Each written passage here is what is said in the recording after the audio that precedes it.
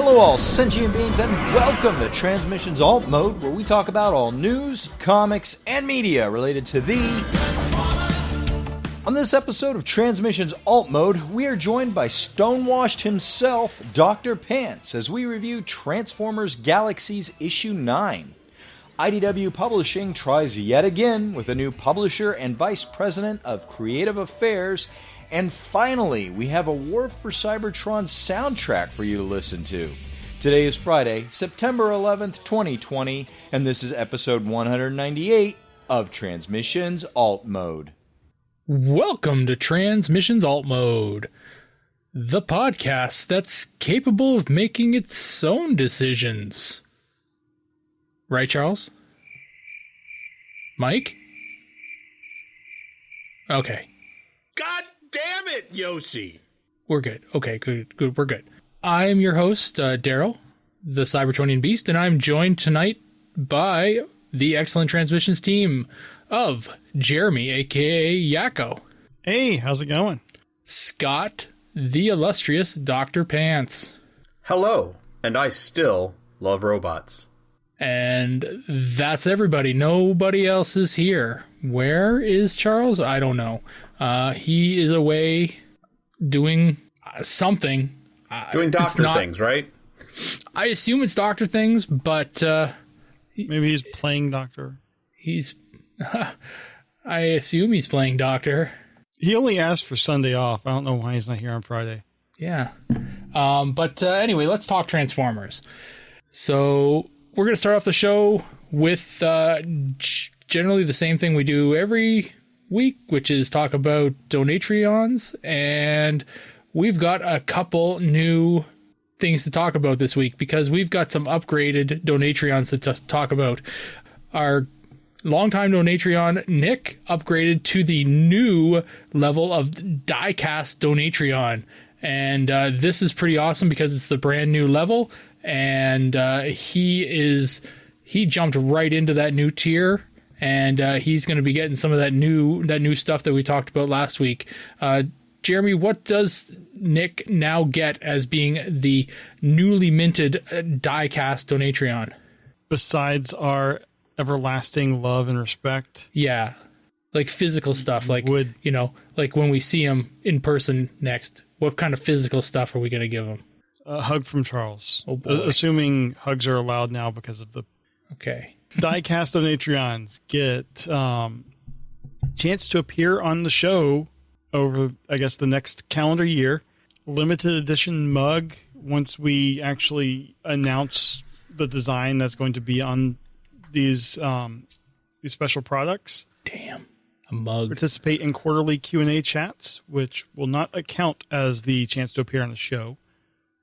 And then everything else that everyone else gets. And so these like special mug and stuff, we're commissioning some art and we'll be going on various products based on your donation level. And once we actually have that art ready to show, we will announce it and then make that part live. And you will have to be at whatever level for 3 months. And then Patreon will just send it to you worldwide. They don't care where you are. They handle all the shipping.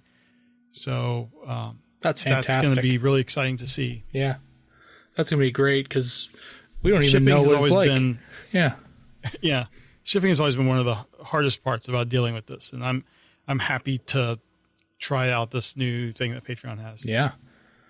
And we got another upgraded Donatreon to talk about, and that is our good friend John Forex Levengood, and he's the one who's been calling into the show pretty regular, and we always love hearing John's voicemails because they're really easy to deal with. We just got to hit play on a button and then we hear his voicemails. We don't have to read nothing and we just kind of answer them. It's fun.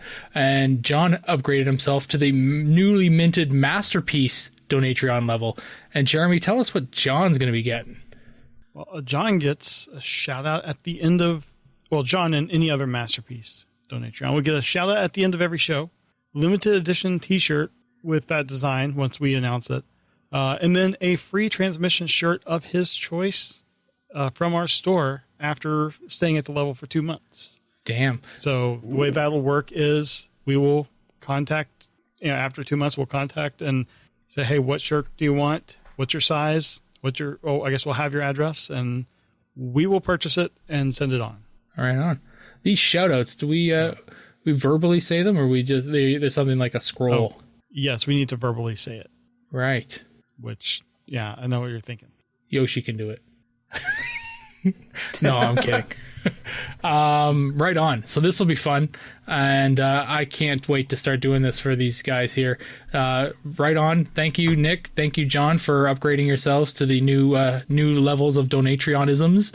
We can't wait to see what new stuff you guys start to get, because frankly, it's all new to us too. We haven't seen it yet, so yeah. It'll be really cool. We hadn't changed the Patreon stuff in a while, and we needed to upgrade stuff. And I didn't mention, Patreon has a new annual payment option. And so you will save 16% if you want to pay for the whole year. It's essentially you're getting like 2 months free. That's crazy. And you pay once and just forget about it until your credit card is charged a year later, and you're like, what the heck? Gee, that's a huge payment. Where did that go? Oh, yeah. So that's awesome. And we know one of these guys at least did that option, and that's fantastic. Yeah. Also, not to deal with Donatrons anymore, but we do have Empire of Rust episode 32, Who's in the Box, will be out on Monday, September the 13th, so take a look at that. I don't know who's in the box, but I know what's in the box. But yeah. Who's in the box. But so take a listen to that if you're enjoying Mike and his compatriots running through the shenanigans of the Transformers live roleplay campaign, then take a listen to that. Not live action roleplay. Not live action, no. That would be them dressing up. Live play. Yeah. Yeah. It's not a LARP. LARPing. It's just live play. So let's get the show started with some comics news. I feel like I should just throw this to Jeremy because you've been handling all this anyway. Yeah. Sounds like IDW is filling some of those vacancies over at their head office. Yeah, this is kind of the end of that publisher saga after they hired a guy and then fired him 11 days later. They have announced that they have hired Nachi Marsham as publisher and promoted Veronica Brooks to Vice President of Creative Affairs. Mm-hmm. Nachi has a hold on. This story has almost no information. Nachi has 25 years of an industry experience. He's worked with Walt Disney Company. He was in the Marvel Press imprint of Disney Publishing. He's worked at DC. He worked at Wizard Entertainment. So lots of industry experience working with Disney. I'm sure he has lots of kind of licensing experience. So I'm looking forward to seeing what he brings to IDW. And I don't know if it really matters, but I think it is kind of significant that he is African American, and nice to see, such a prominent position. Mm-hmm. This is going to be really cool to see what he brings to IDW and where they go. And then Veronica Brooks was previously the senior director, I guess, of creative affairs, and now she's the vice president. So her job is going to be, I think, working with the IP library. So I don't know how much that would affect Transformers and stuff, but it's really cool that they're finally we can have some stability at IDW. We'll see how well this goes. But I'm fairly optimistic. I think this has gotten fairly positive reactions throughout the comic industry. So yeah, I did see somebody talking about it online with Nachi's connection to Disney. Inadvertently points to the idea that IDW could be getting looked at by Disney. Yeah, I mean, it's possible. I mean, IDW does publish a number of Disney and Marvel books right now. It's true. So if they were to be purchased by someone, I would think Disney would be the person or the company to do it. And if Disney gets involved, I mean, couldn't we get another Transformers Avengers crossover? We can only hope. I mean, that's my dream. I need more of that in my life. Yeah, I hope. If you want some interesting comments on that first Avengers Transformers crossover, go to the Bluefin Brands stream from last week where they had John Barber on. They had a number of IDW people on, and John Barber made a comment about that being not such a good crossover. Yeah, I think we all kind of know it's not the best. Yeah. Well, this is cool. I'm happy to see that IDW is kind of putting some people in place that let's hope they know what they're doing. Who knows? The 2020 has been a bit of a shit show so far. So not to say that IDW's been looking any better, but it hasn't been good for IDW either. So yeah, well, I mean, the whole industry has had their own issues. Exactly. Yeah. So hopefully, I think this is a lot of good experience coming into prominent positions. Yeah. So, hopefully it allows IDW to weather the storm a little bit more. Well, that is it for comics news. We really only had the one story. We're going to shove on over to the comic review for the week. And our comic review this week is Transformers Galaxies number 9. And Jeremy, dig in. Okay. Transformers Galaxies number 9 is written by Sam Maggs, art by Bethany McGuire Smith, colors by Josh Burcham, letters by Jake M. Wood. Editors are David Mariette and Tom Waltz, and assistant editor is Riley Farmer. So we have 3 covers as normal. The first cover has Gage, RC, and Greenlight kind of standing their ground. And this is by Umi Meow. And the second one, or the cover B, has Gage kind of playing with some spray paint and some graffiti. This is by Shara Petra de Roche. And the retailer incentive has Gage kind of being pulled on one side by RC and Greenlight, and the other side by, I'm guessing, the reversionists. You just kind of can't see them. And this is by Kazama and Josh Burcham. So we got a couple heavy hitters. Actually, all 3, I guess, heavy hitters. These are all 3 pretty good covers. So, Scott, which one of these 3 do you like? I really like them all. I'm a big fan of all the artists on here, but for this entire run of this 3-issue series in Galaxies, I have gotten the Umi Meow cover every time because I love the artwork. I love the eyes. There's something about it that I really, really dig. And in this particular one, I kind of like the contrast between RC's expression and Greenlight's expression. I kind of love that RC's just done with it and Greenlight's freaking out, but it looks really cool. I do love Shara Petra de Roche's one too because of the spray paint and also the contrast between Greenlight and RC and how RC just looks really, really angry. But cover A is my pick. That's my favorite one. All right, cool. Daryl, which one do you like? I also like cover A. I thought it's a really good one. Sarah's is also a really great cover. Another different style of hers. It's a very painted style. I love the way that she does her art. And then Kazama's is also quite good. They all really have really different looks this week. And they're all great for their own specific reason. Frankly, I think if either one of 3 of these, I know the RI would never end up in my bag by accident, but if any one of these ended up in my bag, I really wouldn't be upset with either one of them. Yeah. So, I mean, I think I'd probably pick, man, it's tough. I'd probably pick Sarah's, just because I like the look of her painted style. But really, this is like a 51-49 split on AB for me. It's, Sarah wins by the thinnest of margins. Slimmest. Yeah. Yeah. Yeah. Awesome. Yeah. I mean, this is just a week of really good images. And I can't remember the last time we've had one that was just all 3 images were fantastic. Mm-hmm. And yeah, looking at the eyes on cover A, like you mentioned, Scott, that just, it also seems like Gage is kind of a mix of the 2. Yeah, kind of. her expression. But yeah, I love that just RC done with it look.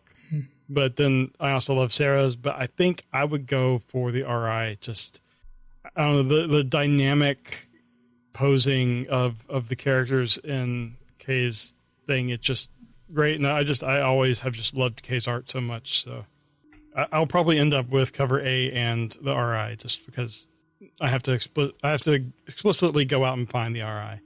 Which you do if you want it. If it's still in the store when I make it to the store, I'll try to get it. But you have no problems going to different stores to buy comics if you want that one, right?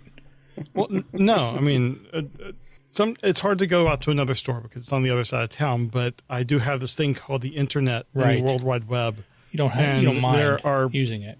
There are places on the World Wide Web that sell comic books. Mm-hmm. Wait, really? It's crazy. It's snap. amazing. You don't even have to be a doctor to, go to these places. Well, good thing I am one then. Because, Oh, yeah. no matter what, I'm getting in. All right. Well, let's get into the summary here. Still shocked that the planet that they were going to is actually Cybertron. Gage, RC, and Greenlight have a plan. RC and Greenlight are going to head down to Cybertron at the first opportunity and warn the population, while Gage will go back up and try to stop the reversionists from the inside. However, once Gage returns, Heretech reveals that she's going to go to Cybertron and convince the population to either convert or die, as the reversionist ship will fire its engines on the surface, igniting the energon vein that they're above. Gage appears to accept her fate. However, once she reaches the surface, she gets back in contact with RC. Gage is still trying to come to terms with her two histories, and she realizes that she's her own person. She can decide her own future, even if it's going to be short because of the reversionist plans. Gage heads towards a communication tower and uses it to reveal the reversionist plan to the Cybertronians. However, she gives the population a choice. She says that they can choose to go to the reversionists, or they can choose not to. And if they choose to stay, that the reversionists should also respect that decision. Seeing the mass of reversionists outside the window of the broadcast room, she knows that this is likely going to mean her death, as Heretech rips the door away and enters. However, RC and Greenlight have caught up and race to her defense. Heretech transforms and uses his drill tank alt mode to attack. However, Gage transforms as well and digs up some raw energon. She throws it at Heretech, and RC shoots the energon, making it explode, and takes the big bot down. Heretech is revealed to not be a god. He's just a regular bot, and ends his, divinity in the reversionist. In the end, Gage decides to live on Cybertron and, along with RC and Greenlight, make her own new memories. I thought this was a good conclusion, and I liked it was mostly kind of inner monologue with Gage, and I like her thought process, how she finally kind of solidified her beliefs, and going along with last issue with the reversionists are telling her what to believe, and RC and Greenlight are giving her information and saying you have to make your own decisions. I just like how all that was written. I like the resolution here. Heretech, with that name, he's going down, and I thought it was nice. He wasn't killed; he was just revealed to be a fraud. And what was her name? The other reversionist, Accelerator. Yeah, she was promoted to that position. Don't know where the story's going to go from here, other than they've wasted their energy and they're kind of stuck on the planet for now. But I thought this was a good conclusion to the arc. I'm still actually an issue or so behind. I haven't read the latest issue of the main series yet, but I think these issues take place before this current arc, because they mentions the Ascenticons. I don't think they've actually converted and rebelled yet. I think this is immediately after the cable. Yeah, the cable thing fell. But I thought this was good. I thought the art was okay. There were some places that I did have some issues. I think particularly where it was where she was jumping out of the ship, and I think other bots were also kind of jumping out. It wasn't clear. But one of the panels I did really like was where she was talking about how she had two sets of memories, and you had Heretech on the top and RC and Greenlight on the bottom, and it was like Gage was split into two. I thought that page was really cool. So, I mean, on the whole, I did enjoy the art. The lettering, I don't know exactly how this was supposed to come across, but if you look at the page where after Accelerator kind of berates her and takes her to Heretech, it's just kind of the people cheering and stuff in the background.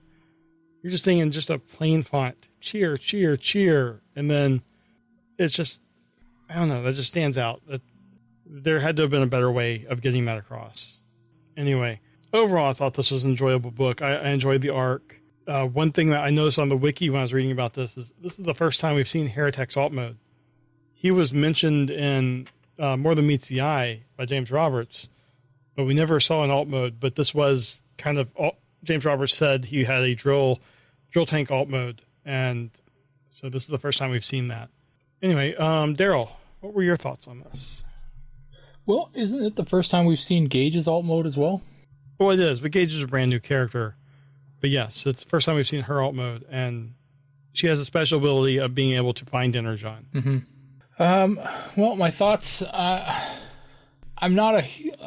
talked about this as the series went on, and that the idea of this story being centered around like this religious zealot and kind of like faith and all that kind of stuff. I am not a faith-based person.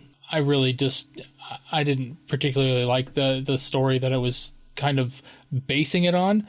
I like the idea of a newly forged bot kind of trying to figure out, where they fall in life and, where they are. I like that. That's a very relatable journey. Yeah, I'm not a big fan of faith playing a part in that. Yeah. The idea of, and we were talking about it a bit before the show started, that the book started off pretty slow. And you were joking that Daryl's going to hate this. Well, I was not a fan at the start of the book. I was like, this is boring. Like, what's going to happen here? And it did. It picked up, though. It picked up quite a bit. And I was pretty happy with the action that was going on. And Heretech being, nasty as of a cuss that he is, and he was, he did some kind of fun stuff. I have similar complaints that I had for last issue, and that is that, all the action is right in the foreground. Everything's happening in the foreground with the characters right there. You look in some of these panels, and there's literally nothing going on in the background. Right? It's just all like gradients and a couple little shapes here and there. There's very little going on, and maybe some speed lines or something like that, right? It seems like it's very plainly drawn, and although it and I think we kind of discussed it on issue 1 when we kind of my train of thought kind of came through in my review, but it was more of a, I kind of figured out as I was talking about it that it was meant to be drawn a certain way. Well, yeah. There's parts of that are still very true to even into this third issue, but there's a lot of this that could probably be drawn a little bit more detailed, right? And even though I liked the action sequences, I thought they were great. A lot of them seemed a bit confusing to me. Like when Heretech first transformed, right? There were no, like, you see him 2 panels above, you see him talking. Oh. Then there's a panel of RC, Greenlight, and Gage, and then there's a panel of a pink drill tank. And you don't actually see. I'm looking at it thinking, is that RC? Because it's now behind Greenlight, who's in alt mode, and Gage, who's in alt mode.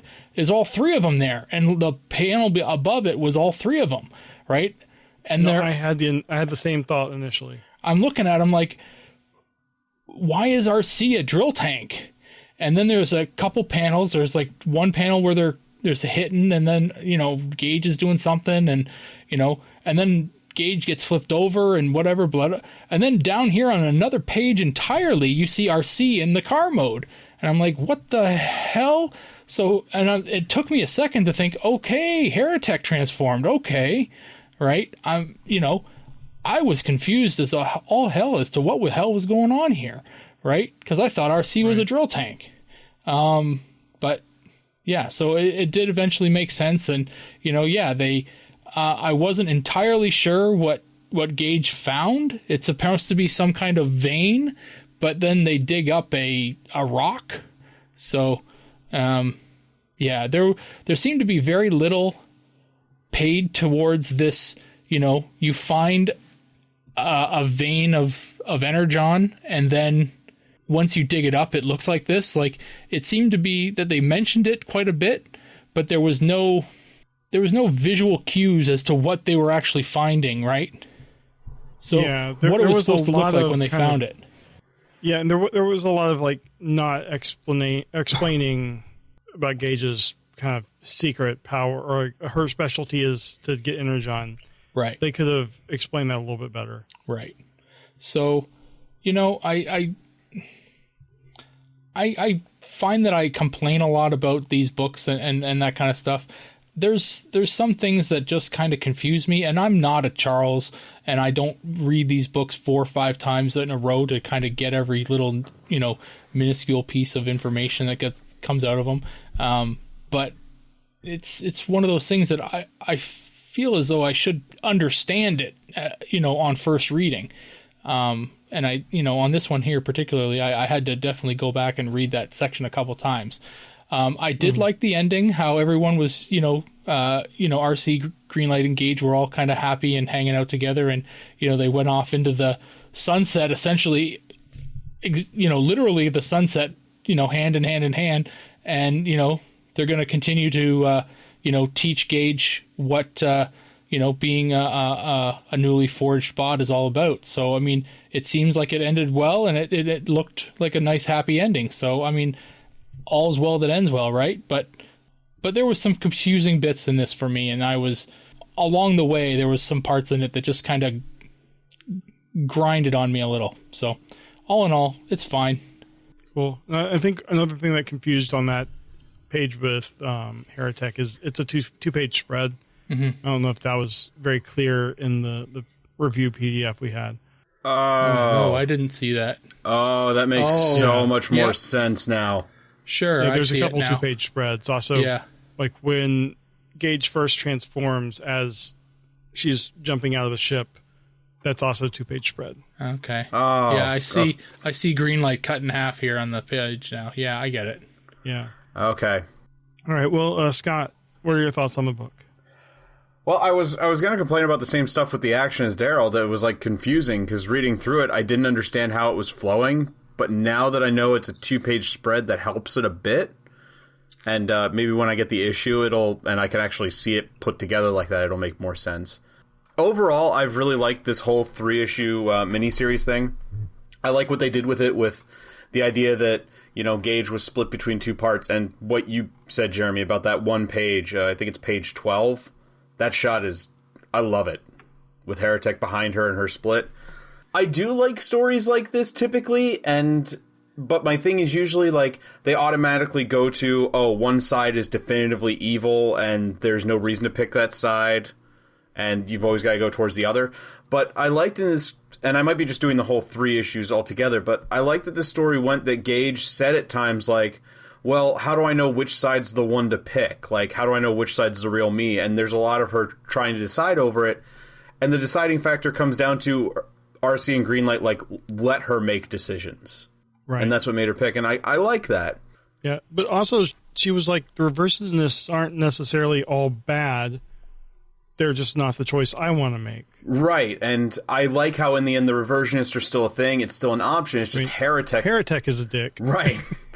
On Heretic, the one thing I wanted to point out is when he does his drill mode, I immediately had flashbacks to More Than Meets the Eye, when they went to the alternate universe and Rung got captured and forced into an alt mode, and he looked like that drill. Yeah, kind of.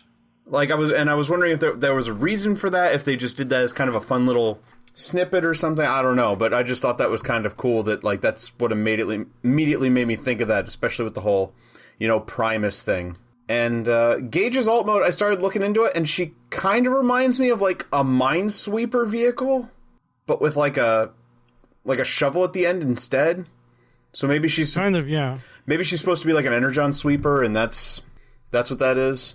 But and the other last little thing is, you guys were talking about the Energon. When she digs it up, the Energon, the way it looks, reminds me of like raw Energon crystals from Beast Wars. Oh yeah. And I'm wondering if that's maybe what they were going for with that, since it's like a pure Energon vein. I don't know. Maybe. I mean, we haven't had a lot of other descriptions of that. Yeah. But overall, I liked it. The art was pretty good. I think my only complaint with the art is there's times when I think Greenlight's chin is too big and it bothers me, but that's a nitpick. Mm-hmm. But no, I like the story. I like the more personal thing, and that's what Galaxies does. We kind of get that single character and kind of like a nice personal journey. And it was nice to see Gage and how the story went. I think they took a pretty cliched story and did something a little different with it, and I want to see more of these three together then. So hopefully we get more of that in the ongoing. But yeah, it was good. Enjoyed it. All right. Well, that is our review of Transformers Galaxies number 9. And that is media news. All right, in media news this week, we've got new art from Aaron Archer. Aaron Archer, former head of Transformers at Hasbro, has released some new art featuring Transformers Armada, Energon, and Cybertron characters, all drawn in his signature style. And this is some pretty cool stuff. This is really awesome. So take a look there. I'm struggling for names because I really did not get into Transformers Unicron trilogy, but this is some really nice artwork here. So if you want to check it out, it's on the show notes. But he also has an Instagram page, so just look up at Archer Monster on Instagram, and you can find his stuff there. Archer Monster _creative. Oh, _creative. There you go. So yeah, but this is some really cool stuff there. Also on just TV news, I guess, we're a little bit more stuff to kind of know about the War for Cybertron Siege stuff. Is that the soundtrack has been released for purchase and for streaming. So if you want to listen to the soundtrack for the War for Cybertron Siege series that's on Netflix right now, you can do so. It's available on Spotify.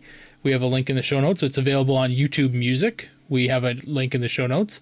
It's available for purchase if you want to just buy it outright, and it's on Apple, Amazon, and Google Play for just under $10. So if you want it for there, so you can get it there. And it's probably available other places. These are just the most popular ones I found. Yeah. So there you go. And that's pretty cool. And if you haven't listened to Jeremy's interview with Alex Bornstein. Alex Bornstein, that's his name. Yeah. Definitely do so. It was a really educational interview. Yeah. And just so you know, this is 17 tracks, 52 minutes total. Wow. So, you know, not bad. If you're going to buy it, pretty good deal for $10. Right on. All right.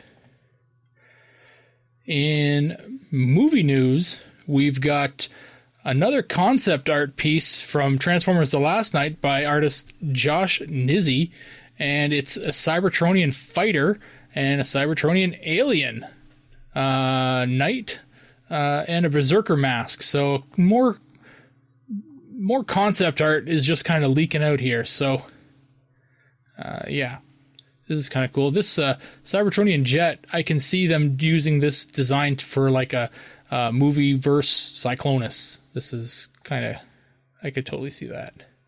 All these other designs are just crazy movie designs. I don't know why they would make these Transformers. This just looks like an alien out of the movie Independence Day. Oh yeah, kind of. I see that now. But yeah, if you're into that kind of stuff and you want to see some concept stuff for Transformers The Last Night, take a look in the show notes. And the last thing for media news this week is that, same as always, episode 24 of Cyberverse has dropped on the Hasbro YouTube channel, and it dropped on Monday. So that is the 7th, and you could watch that there now. Only 2 more episodes to go, and I can stop saying this. So, yeah, make sure you've watched those or found other means to watch them. And that's it for media news. And since we don't have anything else to talk about, that's going to do it for the show. Thank you, everyone, for listening. Thank you very much, Dr. Pants, for coming on to help us out again. You know, I mean, you're pretty much a regular for the show. I don't know why we keep thanking you every time, but, you know, you're a really good guy for coming on and doing this once a month, and we really appreciate it. So, thank you. Thank you for having me. I love being here, and I just appreciate that you're giving me the opportunity to talk about robots. Of course. Do you want to tell us where else you talk about robots? Yes, pretty much anywhere that you can find me, whether it's in person or online, I will talk about robots with you. But for the online sake of it, you can find me and my friends doing our nerdy thing at Nerdstradamus. We have a YouTube channel there. We do mostly gaming videos, but we do some other stuff. There is some Transformer stuff and some other robot-y things, including some music videos you can check out. You can find Nerdstradamus on Instagram, Twitter, Facebook. There's nerdstradamus.com.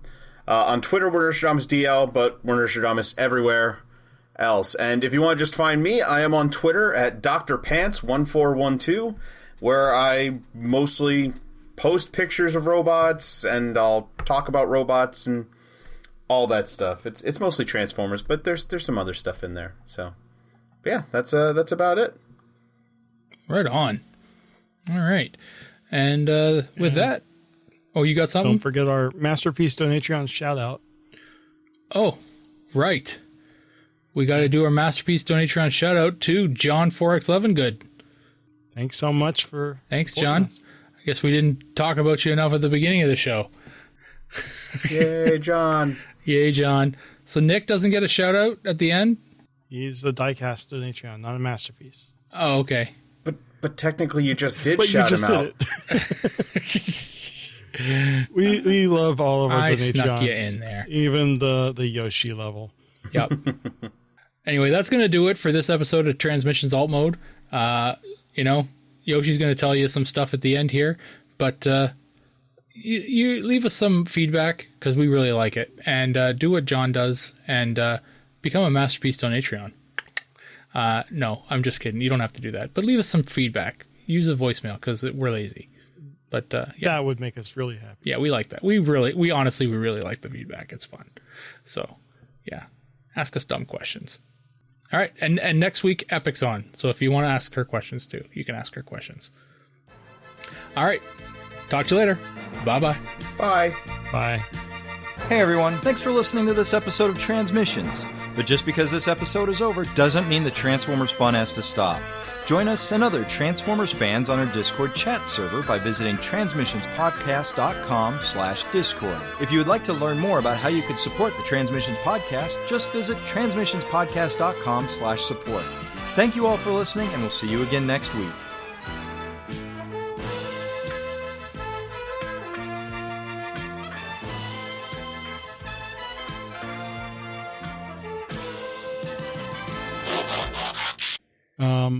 Give me a second. I wasn't expecting you to ask this. I guess this is revenge from the whole social media thing last week. There you go.